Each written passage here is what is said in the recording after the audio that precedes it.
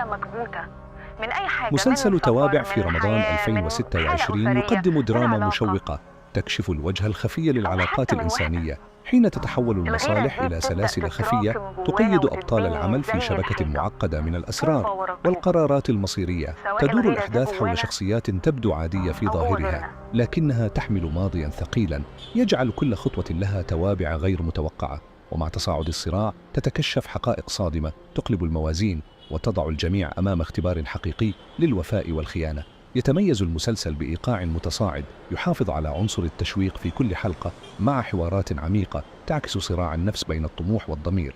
كما يبرز الأداء التمثيلي القوي الذي يمنح الشخصيات بعداً إنسانياً صادقاً يجعل المشاهد يتعاطف معها رغم أخطائها. توابع ليس مجرد قصة درامية بل رحلة نفسية تكشف كيف يمكن لقرار واحد أن يغير مصير عائلة كاملة ويترك أثراً لا يمحى في حياتهم.